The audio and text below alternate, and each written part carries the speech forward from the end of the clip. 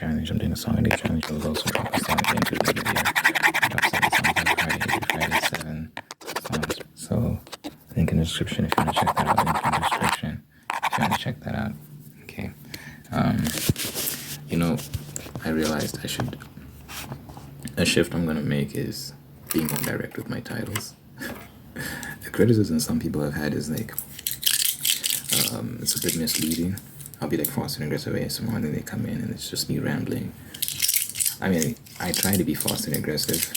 I'll admit sometimes I get sidetracked in my rambling. But you know, sometimes it is genuinely fast and aggressive ASMR. It's debatable. But this time I'm just gonna switch it up and just, even if it's fast and aggressive, the focus is gonna be the rambling. So today I want to talk about Donald Trump and America. Jim Gordon in Dark Knight, the movie, he was like, what did he say? He said, Batman is the hero might not be the hero the city wants, but he's the hero the city needs. He was referring to Gotham City. He might not be the hero the city wants, but he's the hero the city needs. Donald Trump might not be the president y'all want, but he's the president y'all need. I actually like him. People are like, a common stance you hear is like, I like his policies, I don't like him. Like, I like the policies, I don't like the man. I like the man. Does that make me evil? I don't know. I like him. I think he's hilarious. I think he's a lot smarter than the left-leaning media portrays him to be. They're very biased. It's like you're not getting a biased representation of reality when that's all you consume. It's not biased. I mean, it's not objective. I think he's actually way more intelligent than he's given credit for. Way more astute and adept in business than he's given credit for. People that understand nothing about business, I'll admit my knowledge is somewhat limited as well in the realm of economics and entrepreneurship and stuff like that, but you'll have people that are just flat out saying he's a terrible businessman, he doesn't know anything about business, and it's just he studies money, all this sort of stuff. These are talking points they got from media outlets. I remember like watching Trevor Noah back in the day. By the way, as someone who lives in South Africa, I apologize for what Trevor Noah did during his time at the Daily Show. He did a lot of damage to the social fabric just by propagating these. He wasn't objective, you know. It'd be one thing if he was, like critical of Trump, but equally critical of the people on his own side and the terrible policies on his own side. But that's not what we saw. What we saw is someone who just leaned all the way to the left. He'd try and play this game of now and then making some sort of small criticism of people on his own side, but it was nothing of note and nothing consequential, at least. I think the majority of his focus was always, this is what's wrong with the Republican Party, this is what's wrong with conservatives, this is what's wrong with white people, so on and so forth. Like, that was his whole thing. That's what he was known for. So yeah, he was y'all imported him from our country, so apologies. Anyway, there's a point I wanted to make. Yeah, I lost my point. This happens a lot, by the way, if you're watching me for the first time. I'll go on a tangent and then I'll forget my original point. Maybe it might come back to me later, it might not. I need to get better at that. I should write things down. Like write down what I want to speak about. But oh yeah, I remember now. I remember. So Trevor Noah was talking about how Donald Trump is this much in debt and owes this much people this much money and da da da da da. What I saw Robert Kiyosaki talk about how people at that level of wealth never use their own money when trading, when doing this, when doing that. They always use the bank's money. And it's a strategy because then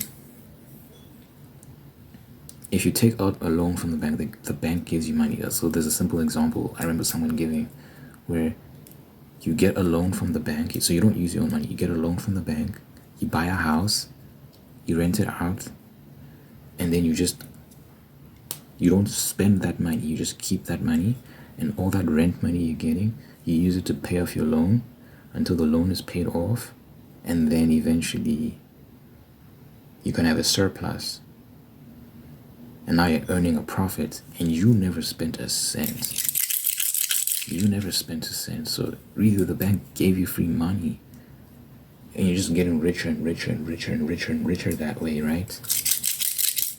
So when you hear things like Donald Trump is in debt and this, my question is, do people understand how that system works? Do people understand? I'm not claiming to know the intricacies of his business dealings, right? I'm just saying, I think there's more to the story than just he's in debt, he owes people money. How much of that is his own money that he owes, and how much of that is strategy and because one side will say he's in debt and he's a terrible businessman. The other side will say that he's, because they'll say, so the left Democrat side will say like his businesses are overvalued. He's actually cheating the system. He lies about how much his businesses are worth, and then these assets and stuff like that, right? His business and assets, he'll lie about how much that's worth. The other side will say, no, it's actually undervalued. So who do you believe? And I think the only way to get to the truth is to do your own research and really look into it. And if you don't understand economics, if you don't understand business, if you don't understand property valuations and stuff like that, then it's better to not say anything and be like, I don't know about all that stuff. You know what I'm saying? Because then people just give stupid opinions, and they take the talking points of the media outlets they listen to, instead of really thinking critically and being like, okay, but is what they're saying actually true? Based on the information I've gathered, again, I'm not a economic analyst. I'm not a property guru. I'm not that well versed in a lot of this stuff, but based on what I've read, based on what I've watched, it seems like he's actually very good at what he does, and his wealth is legit, and he's built a legitimate empire, and he's not this fraud that people like Trevor Noah painted him out to be. And contrary to what the American public was led to believe, the American economy was doing, it was doing good under his tenure as president. People know this. You feel it. When Biden got into power, everything got worse. You can't blame COVID, guys. It's not. This guy's terrible policies. In some states, they're raising minimum wage, or idiotic policies raising minimum wage. Biden doing things like defunding, being. I don't know if he himself was vocal about defunding the police. That's not necessarily an economic policy, but it has economic consequences. When crime goes up and businesses get looted, and then stuff like that, and it's just a terrible president, and he's corrupt. He's very corrupt. There's well documented history of his dealings with his son, Hunter Biden, and Hunter Biden. What is the name of the business Hunter Biden is part of? The Ukrainian business. Oh fuck! What's the name of that business? There's some. Was it a gas? There's like a gas business, right? Gas company. They trade in natural gas or something like that. I forgot the name of the business, but his son, Joe Biden's son, Hunter Biden, is on the board of Burisma. Burisma is the name of the. I said the word board, and the name came to me. Hunter Biden was on the board of Burisma, right? He's on the board of this company. And Joe Biden, hold on. Then Joe Biden meddled in Ukrainian policy affairs that would affect the dealings of Burisma, because I think some Ukrainian official was taking Burisma to court because of some tax violations or something like that. There were some shady dealings that they were involved with, and the Ukrainian officials were not happy about it. But then Joe Biden stepped in and said, and had a role in the firing of the man that was prosecuting Burisma, and people saw that Hunter Biden was on the board of that company, and they're like, this seems very corrupt. Like you're compromised. You have an interest in this. You cannot, as a president of the United States, cannot be involved in this because your son is involved in this. And Joe Biden would say crazy things like, I have no awareness of my son's business dealings. But then it's been proven that his son has brought his business affiliates with him into the White House. He made the claim that he's never even met his son's business partner. So that was proved false. Like, you're saying you have no knowledge of his business dealings. Did he say he never met? I don't know if he said that, but he said he had no knowledge of his son's business dealings at all, which is absurd. He's your son. Y'all never talk about business at all? It's okay to say we've talked about business. That's not the issue. The issue is you being involved in his business. But he took it a step further and said, I have no knowledge of his business dealings whatsoever.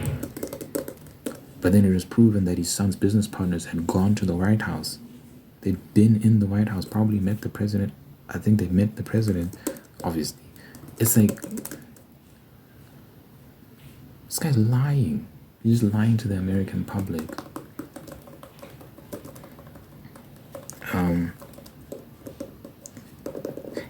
And there were phone calls that were leaked in which Hunter Biden would be in meetings with, I think it was like Ukrainian businessmen or something, I'm not sure, but he'd always bring up his father's name to influence, like he would call his father, right? He'd be like, I'm gonna call my dad while he's in a business meeting. And then the people in the business meeting would see that Hunter has a close relationship with his father, the president of the United States, and that would influence the goings on of that meeting, because they're thinking, we want to do business with someone that's influential. A person that was close to Joe Biden and Hunter Biden confirmed this sort of stuff, saying that they were abusing their power, their political power, to influence their own business dealings, which is an abuse of power. You can't use your political position to advance your own business interests. It's unethical, it's illegal.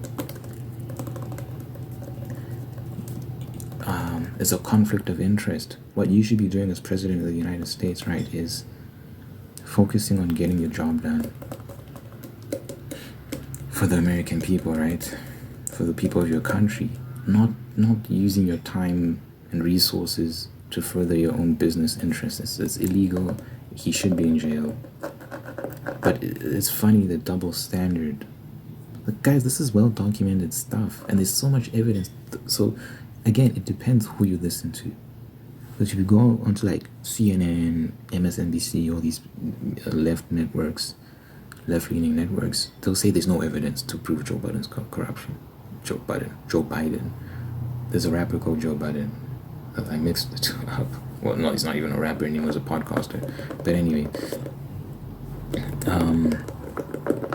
there's so much evidence, but they'll say there is no evidence. It's insane. It's insane. All the leaked phone calls, all the leaked documents, the Hunter Biden laptop that shows all the information that, actually, let me not even front. I'm not entirely sure what's going on with I'm not entirely sure about the specifics around the case of the Hunter Biden laptop. All I know is that there are records of business dealings that implicate him and Joe Biden.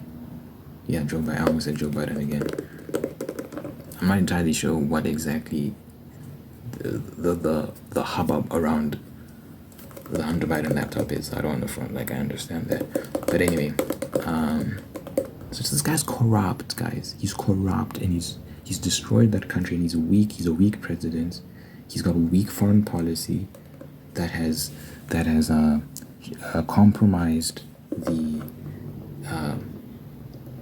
the Middle East, because I don't know if y'all have heard of the Abraham Accords, which was a peace effort made during Trump's administration that got Israel and many parts of the Middle East to sign an agreement for peace, and Saudi Arabia was going to sign, and other parts of the Middle East were going to sign, right? So when Trump left his position as president, it was up to Joe Biden to finish what that administration started. But what the understanding is, all we can assume is that the only reason they didn't follow through with all the work that had been done with the Abraham Accords, the only reason they didn't follow through is because they didn't want to give Trump credit. By following through with it, you're admitting that Trump actually did something good during his presidency. And they didn't follow through, and they allowed peace to dissolve. And then we see what happens. Because I'm telling you now, if Saudi Arabia had signed in on those accords, if all who else was involved? It was several parts of the Middle East. This Hamas attack probably would not have happened. It wouldn't have happened. Like, there would have been too much. Israel would have had too many allies in the region. And you know, even with regards to the situation in Gaza, you could have had a thing where a lot of these people trapped in Gaza could have been allowed to migrate to different countries in the Middle East. Who knows? But the Biden administration did not follow through, and the weakness led to the increase in volatility, right? Anyway, yeah, in that region.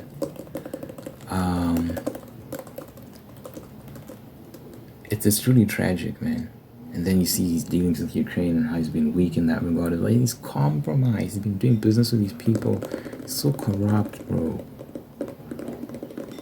Like, he's weak with China.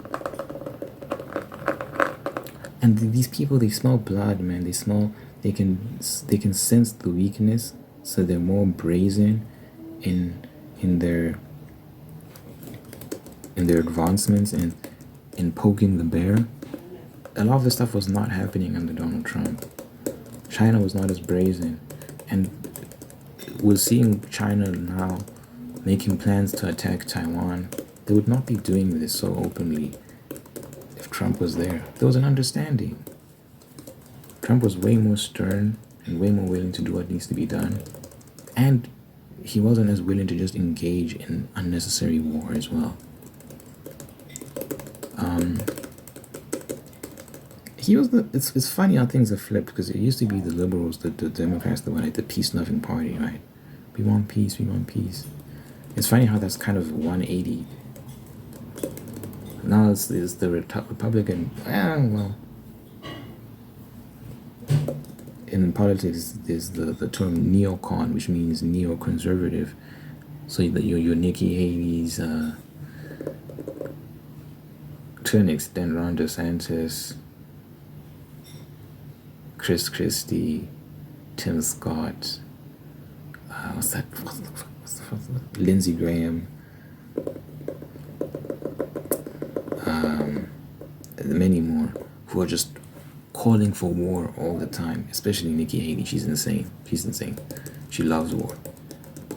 During this debate she had with Vivek Ramaswamy, she was like, Vivek said something about her. She got very upset at some comment he made. He called her Dick Cheney in 3-inch heels. Dick Cheney's another is he? I don't know who Dick Cheney is. I just know he's a warmonger in the United States. He's a politician who just loves war. I'm not sure if he's Democrat or Republican, but Vivek called Nikki Haley Dick Cheney in 3-inch heels, and she did not take kindly to that. She got very upset, and then she made some comment saying, "My heels aren't just for walking, they're for ammunition." And people are like, what? What does that mean? What do you mean your heels are for ammunition? Like, what was the metaphor there? What were you going for? And, the conclusion people have come to is that she's so war hungry that she can't even help but use words like ammunition in a vocabulary, even in context where it doesn't make sense. So she views her heels as ammunition. That this bitch, all she thinks about is war. She just wants to kill people. She also benefits. She benefits greatly from war. A lot of these politicians benefit. That's another thing. A lot of these politicians benefit greatly from war. There's this thing called the military-industrial complex, where the gist of it is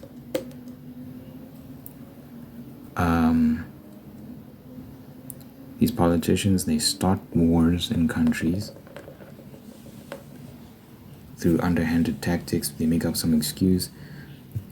With what happened in Iraq, all these nuclear weapons in Iraq, we need to send our military to go fuck that country up. Basically, they go there, there are no military, there are no nuclear weapons,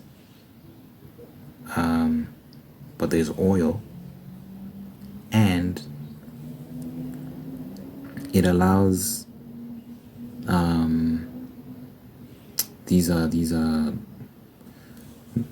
what do you call them? They sell munitions. These arms dealers, these weapons manufacturers, it allows these weapons manufacturers to sell weapons to the United States, right? And then the politicians that are in bed with these companies, a lot of them, after their terms are finished, end up serving on the boards of these companies, which is unbelievably corrupt and illegal. That shouldn't be allowed.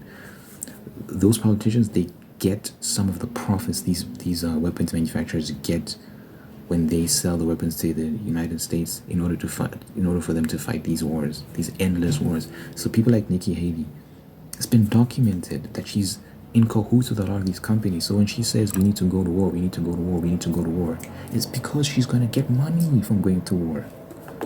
She's going to get paid. It's a big payday for her. Whenever she hears someone saying war, her tits get hard, bro. Her nipples get hard. She's like, yo, like, she just gets dollar signs in her eyes.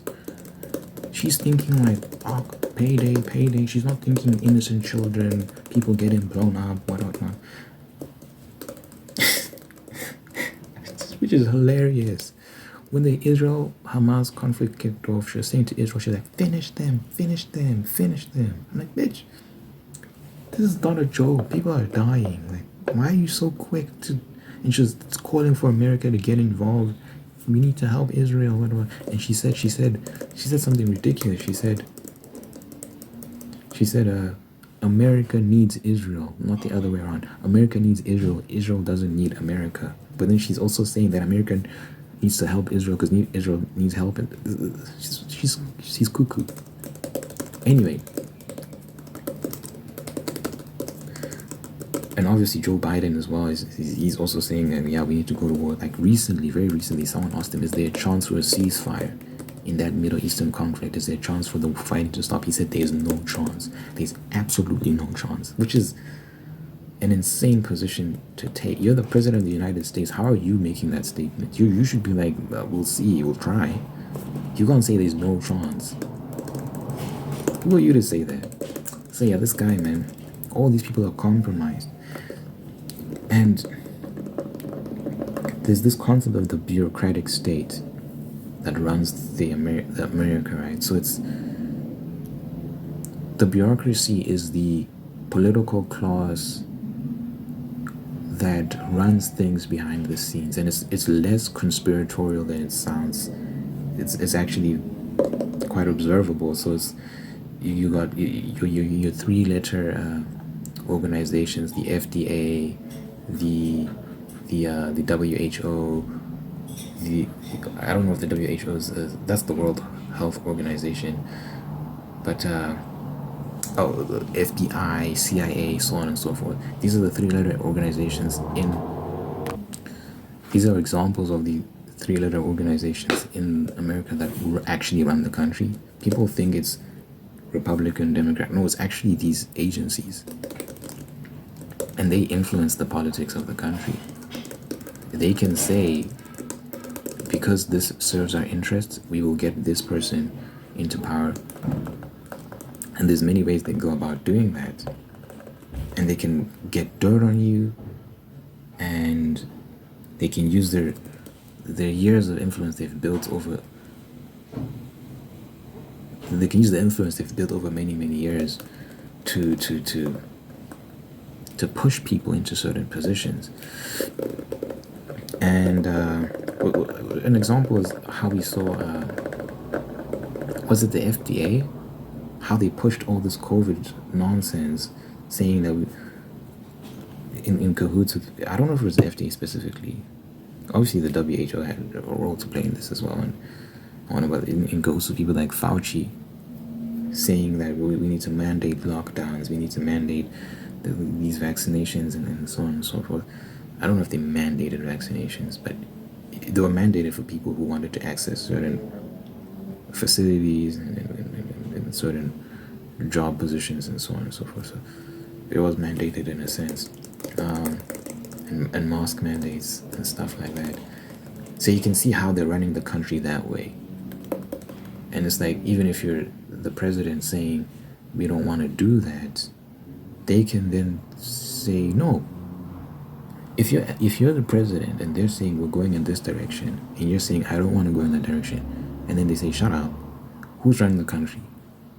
It's not you. If you're the president and you're saying I don't want to do this, and then these three-letter organizations saying but we are doing it though, so you just sit there quietly, who's running the country for real?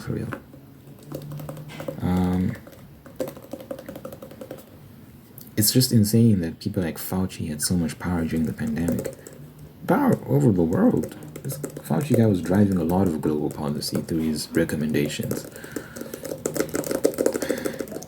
Anyway, so the point I'm trying to make is Donald Trump was against a lot of this stuff. And a lot of this stuff wasn't happening under his tenure as president. That's why I'm saying he's the hero the country needs. You might not want him, but you do need him. He when he got into power, he said he was going to drain the swamp, which meant he's going to fire a lot of these bureaucratic officials in the FBI, the FDA, the CIA, and so on and so forth. There's more. These are all the ones I can think of. I'm not from America, so my knowledge is limited. But anyway, his goal was to fire a lot of these people, get them out of power, and restructure the American political system so it's fair and the system isn't rigged. And the reason why he was more effective in doing that was because he was outside. He came from outside the political system. He didn't start his career as a politician. He didn't find himself embedded with these people who could then compromise him through certain backdoor deals. What happens with all these people is they have donors, right, who fund their campaigns. But then they agree to give you money based on promises. You must promise us that you're going to do this, and this for us, and then we'll give you money for your campaign.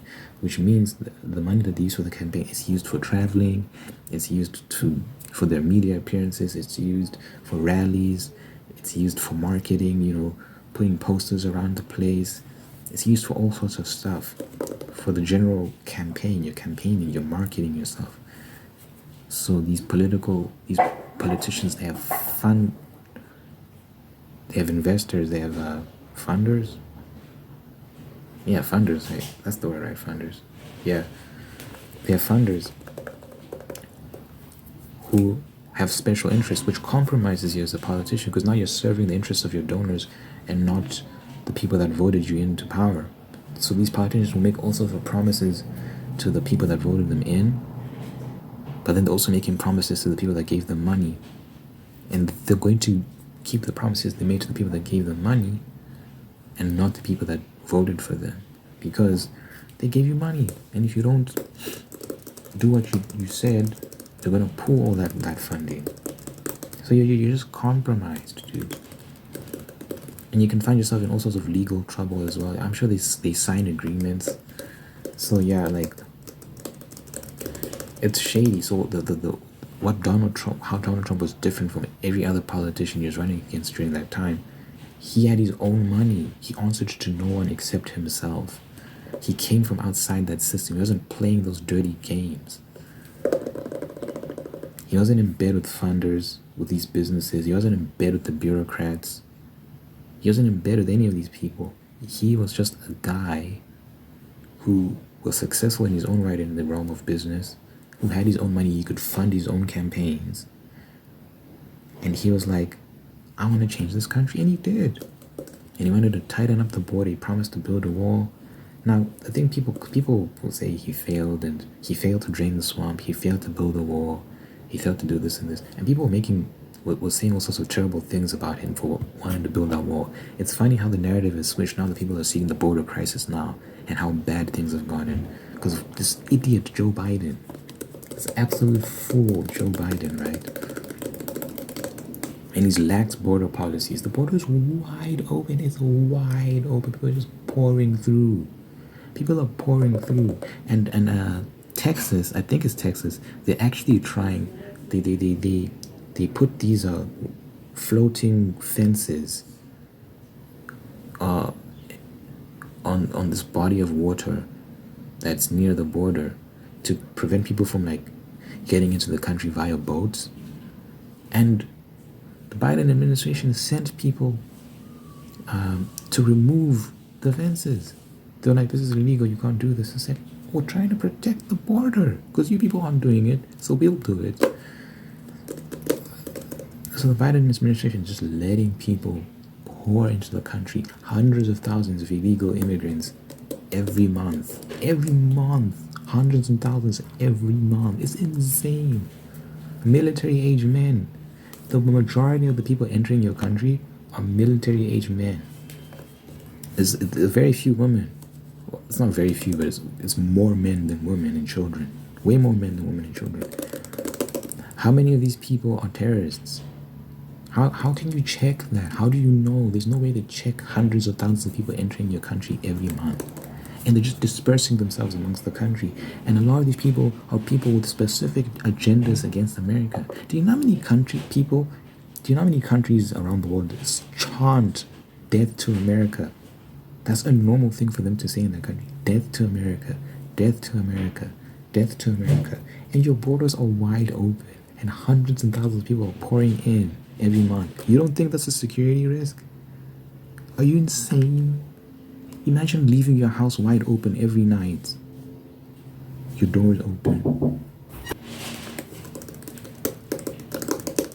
There's a term, sleeper cell. The concept sleeper cell. So you can have a terrorist organization that's embedded in your country. They've snuck into your country, and they're sleeping. They're dormant, and they're waiting for the perfect moment to wreak havoc on your country. But they wait because they know that if we do this at the wrong time, we're going to get courts, we're going to get killed, and the damage we could do will be minimized. So they wait for the right moment when people aren't on high alert, when people aren't suspecting, and then they strike. That's how 9/11 happened. No one saw 9/11 coming. It was on a normal day. People were like, America, yeah, and then planes fucking flew out of the sky and crashed into buildings. How do you not learn, guys? Do you know how much, because of idiotic foreign policy from these neocons and people on the Democrat side as well, who are in bed with these weapons dealers, these weapons manufacturers, because of their idiot foreign policy, evil foreign policy, involving themselves in the politics of other countries, destabilizing governments, killing millions of innocent people. They've made enemies all around the world. And there are many people that daily scream death to America, death to America, death to America. That's how 9/11 happened. Your borders your borders were insecure. You didn't do good enough background checks, and your security was lax, and that's how that happened. But this is the most insecure you've ever been. There's no security in your border right now. At all. People are just pouring into your country. How do you not learn? It's a serious threat, guys. And I don't know how you're gonna prevent that because it's too late. They're already in the country now. You can't tell me of those hundreds and thousands of people. Guys, I can't stress this out. Hundreds of thousands every month. Not hundreds of thousands in total, hundreds of thousands each month. You can't tell me all those people that none of them have an agenda against America. You'd be stupid to think that. It's insane. It's insane. I don't know how you're going to deal with that because it's too many people. How are you going to check who's who? And the only thing you can do is deport. You have to deport people. Mass deportation. Get out, get out, get out. You're not here legally. Get out, get out, get out. Sorry. It sounds cruel, but what can you do? What are you supposed to do? It's a security risk. You can't. That's not how you run a country. So Trump faced a lot of opposition when he wanted to build the wall, when he wanted to drain the swamp. It's not as easy as it sounds. There's so many fucking blockades in his way when he wanted to build that wall. So many, these people kept interfering.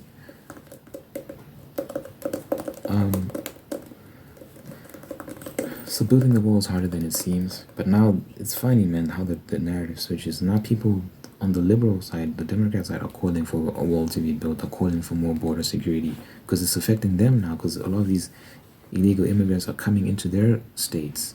It was fine when it was happening to Texas. It was no, the problem was fine then. The moment they started going to New York, the moment they started going to Oregon, the moment they started going to Chicago and so on and so forth, well, Oregon's a state, but anyway, people started to see the issue. They started to see why having thousands and thousands, and it's, you know what's insane? These people are having a tiny fraction of the illegal immigrants that Texas has been taking in. These people in these blue states are just getting a taste. Just a tiny taste of what people in like Texas have been getting. And they're going and saying, oh no, send them home, just deport them. The hypocrisy, man. The fragility, the hypocrisy is insane to witness. It's insane. But yeah, anyway. Donald Trump is the solution. I like Vivek Ramaswamy. I wish he could be president, but I don't see him beating Donald Trump. I'm fine with either. I liked Vivek. I think Vivek, he's young. He's 38, guys. He's half the age of all these people. Vivek is just young and fresh. I saw a video of him like surfing with this YouTuber. He's very relatable. He's cool. He's also outside of the political class. He's just a businessman. He's damn near a billionaire. He can fund his own campaigns. So you know that he's not going to dance to the tune of these investors. He's been very vocal against the military-industrial complex. He's been very vocal against the bureaucratic establishment, and he's talked about a legal plan that he has in place to fire all these people and cut down the size of the American government because the government is too big. There are a lot of unnecessary positions in the government right now, and it's eating up resources. It's eating up money. And he's just going to fire all those people. He's going to shrink the government. He's going to make it easier to hold people accountable. He's very smart, and he's got a lot of great policies in line. I wish he could be president. But you know, he's young, he's got time. Donald Trump would be great as well. I like Donald Trump, and I hope he wins. I really do. If guys, Joe Biden, there's no way he's gonna be president. He's fucking out of his mind. He's old, he's decrepit, he forgets things, he falls, fucking falling down all over the place. He's done. Everyone knows that he's done. Everyone knows that he's not gonna be the Democratic candidate. The Democrat candidate. So people are speculating, is it going to be Gavin Newsom? Is it going to be Michelle Obama? No one knows who they're going to put. It's not going to be, what's this woman's name? Kamala Harris. She's useless as well. She's a clown. She's not going to be in power. There's just no way. Oh my God, she would be worse than Biden. Oh my God. She's genuinely dumb. She's an idiot. There's no way they'd let her run for president. No one wants, even on the Democratic side, no one wants Kamala Harris. Not if you understand politics, not if you know who she is and what she represents, and just her level of competency. Guys, it's not even, it would be one thing if she was an evil witch, right? Which she is. Okay, I shouldn't use such pointed fuck. It would be one thing if she was just that, but she's also genuinely dumb. Like, she's not competent. She just would not work in that position. And that's not because she's a woman or sexist. No, she's genuinely like not all the way there upstairs. Anyway, so Gavin Newsom seems like the guy that they're gonna go for. They're gonna sneak it. He's been saying, "I'm not gonna run. I'm not gonna run." No one believes him. No one believes him. Why are you? He's doing these debates and he's campaigning and you're seeing it. His face on these flyers around the country, like around the country and stuff. As if he's campaigning for something. Like, why? Why are you? What are you campaigning for, bro? This guy's, he thinks he's slick. He's not. He's not. So there's a lot of speculation that he's going to end up being the Democrat candidate. But if that guy wins or anyone on the Democrat side wins, America's done. It's finished. You can't survive 4 more years of this madness. Inflation is at an all-time high. Crime is at an all-time high. You're funding 2 wars, Ukraine, Israel. We're on the brink of World War III. You cannot survive 4 more years of Democrat policies. You can't do it. Things are way more stable under Trump. Things are way, way, way more stable under Trump. It's not gonna work. 4 more years of this? 4 more years? And you know what? It's not gonna be bad for just America. It's gonna be bad for the world. Because I'm telling you, man, we've never been this close to World War III before. And it's just because of idiot policies. If they'd pursued the Abraham Accords, we wouldn't be seeing what we're seeing in the Middle East right now. This Hamas nonsense. Things wouldn't be this bad. The Russia-Ukraine chaos, China sneaking in on Taiwan. None of this stuff was happening under Trump. It wasn't happening. We were working towards peace. China was behaving. NATO wasn't as brazen in its closing in on Russia's borders because as more countries join NATO around Russia's border, it means Russia has more enemies surrounding it. So that's the reason why they wanted to invade Ukraine, because they were like, you people keep expanding and it's starting to threaten us. And what that ends up doing is it pushes Russia closer to China. That's the unholy alliance. You don't want China and Russia coming together and goes these 2 communist powers. China's military capacity is great. It'd be greater if they invade Taiwan, that's for sure. And obviously if they join forces with Russia, they'll be a very formidable force.